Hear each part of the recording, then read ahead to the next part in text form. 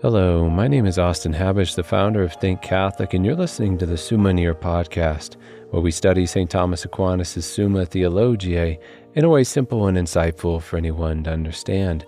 The Summa podcast is brought to you by Think Catholic. Taking 2 questions of the Summa a day, we'll seek to summarize St. Thomas's responses, discovering the brilliance of Aquinas and his Catholic faith is day 188. So let's get started. We're covering today questions 140 and 141 of the Secunda Secundae, that is, of the precepts of fortitude and of temperance. The translation that I always use in these podcasts is the one generously provided to me by Ave Maria Press, the 5-volume set translated by the Fathers of the English Dominican province, which you can now get at a discounted price from Ave Maria Press's site by typing in the code Summa 10. And so here we go. Article 1, whether the precepts of fortitude are suitably given in the divine law. Are laws prescribing fortitude, precepts calling man to moderate fear and daring, fittingly given in the divine law? And they are given in both the old and the new law, and this on account of the end goal of the law, which is for a man to cleave to God and his righteousness, which will at times require man to face the danger of death boldly. As it is written in the book of Deuteronomy, fear ye them not, because the Lord your God is in the midst of you, and will fight for you against your enemies. And then in the new covenant, where we are called to suffer for the kingdom of heaven, Jesus commanded, do not fear those who kill the body, but cannot kill the soul. Rather fear him who can destroy both body and soul in hell. Thus in both the old and new covenants, precepts requiring acts of fortitude are suitably given. Article 2, whether the precepts of the parts of fortitude are suitably given in the divine law. St. Thomas doesn't give us any examples here, but simply states that since the divine law adequately directs a man to his beatific end, and therefore also commands the capital and annexed virtues required for the attainment of that end. But in regard to magnificence, we find Jesus saying, heal the sick, raise the dead, cleanse those who have leprosy, drive out demons. Freely you have received, freely you give. In regard to magnanimity, Christ taught, if anyone serves me, he must follow me, and where I am, there shall my servant be also. If anyone serves me, the Father will honor him. Looking at patience, our Lord enjoins, bless those who curse you, pray for those who abuse you. To him who strikes you on the cheek, offer the other also. And from him who takes away your cloak, do not withhold your coat as well. And then lastly, when it comes to perseverance, Jesus promised us, and many false prophets will arise and lead many astray. And because wickedness is multiplied, most men's love will grow cold. But he who endures to the end will be saved.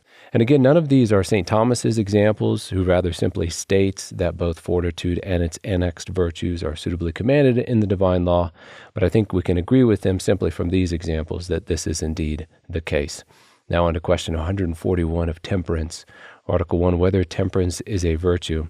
The good of man consists in thinking, loving, doing that which is in accord with reason, and living truly in conformity with the truth of what man is and what he is made for. Now, virtue is that which inclines, habituates, disposes a man to act in accord with reason, and this is going to entail at times drawing back from the perceived pleasurable good. Thus Aquinas concludes, now temperance evidently inclines man to this, since its very name implies moderation or temperateness, which reason causes. Therefore, temperance is a virtue. And then lastly, I would be remiss without drawing attention to another part of this article, which describes why a person would abstain from such inordinate pleasurable goods. And the best, greatest reason is for fear of God, fear of offending God. For what could be more motivating than that? And the fear of God is itself a gift of God. But allowing Aquinas to teach us himself, he tells us, temperance also has a corresponding gift, namely fear, whereby man is withheld from the pleasures of the flesh. Now man stands in the greatest need of the fear of God in order to shun those things which are most seductive. And these are the matter of temperance, wherefore the gift of fear corresponds to temperance also. Article 2, whether temperance is a special virtue. Is temperance a unique virtue? And although, just like we can use the term fortitude to denote, in general, holding fast to the good in the midst of fear and other like passions, so too temperance is spoken of generally to denote any kind of moderation when tempted with desire.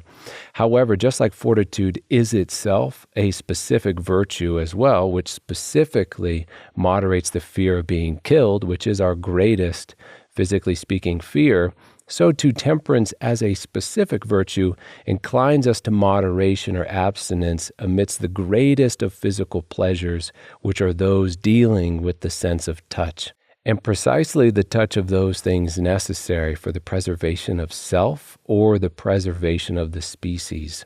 Therefore, in summary, temperance is a special virtue which is especially directed towards moderateness in regard to food and the act of procreation. Article 3, whether temperance is only about desires and pleasures. And since St. Thomas gives us a very thorough, illuminating treatment, not only of temperance here, as to how it affects the concupiscible passions, but also how fortitude disposes the irascible passions, it is worth beginning by quoting him. He writes, "Just as the virtue of fortitude, which by its very nature bestows firmness, is chiefly concerned with the passion of fear, which regards flight from bodily evils, and consequently with daring, which attacks the objects of fear and hope of attaining some good, so too temperance, which denotes a kind of moderation, is chiefly concerned with those passions that tend towards sensible goods, desire, and pleasure, and consequently with the sorrows that arise from the absence of such pleasures. For just as daring presupposes objects of fear, so too sorrow arises from the absence of the aforesaid pleasures," which is an excellent summary of a lot of what we've covered up to this point thus far. Temperance is about moderating the passions pertaining to the sensible good, which is what desire and pleasure are about directly. These passions temperance habitually disposes to the rule of reason, as well as indirectly moderates sorrow, since the natural result of abstaining from that which we desire and ought not to have will then cause us to suffer from withdrawing from it. Article 4, whether temperance is only about desires and pleasures of touch. Just as fortitude is not about any object of fear and daring, but the greatest object of our fears and darings, which is impending combat, the possibility of being killed, so too temperance is not just about any object of desire and pleasure, but the greatest object. And just as our animal nature fears nothing more than death, our animal nature takes pleasure in nothing more than that which directly contributes to its survival and propagation, and these pertain to touch. As St. Thomas says, to animals the most natural operations are those which preserve the nature of the individual by means of meat and drink, and the nature of the species by union of the sexes. Hence, temperance is properly about pleasures of meat and drink and sexual pleasures. Article 5, whether temperance is about the pleasures proper to taste. Now, to touch food is not the same as to taste food, as we already know. Yet I remember, for example, as a Carthusian, enjoying bread and water, even though it was essentially tasteless. Therefore, Aquinas concludes here that temperance is primarily about the pleasures of touch, yet secondarily about those sensual pleasures accompanying touch, such as taste. Also, when it comes to the reproductive pleasures, the particular beauty or sight of the partner may add to that which is enjoyed by touch as well. And Aquinas' words, in regard to either use, we consider as secondary whatever makes the use more pleasurable, such as beauty and adornment in woman, and a pleasing savor, and likewise odor in food. Hence, temperance is chiefly about the pleasure of touch that results essentially from the use of these necessary things. Secondarily, however, temperance and intemperance are about pleasures of taste, smell, or sight, inasmuch as the sensible object of these senses conduce to the pleasurable use of the necessary things that have relation to touch. And since the taste is more akin to touch than the other senses are, it follows that temperance is more about taste than about the other senses. Article 6, whether the rule of temperance depends on the need of the present life.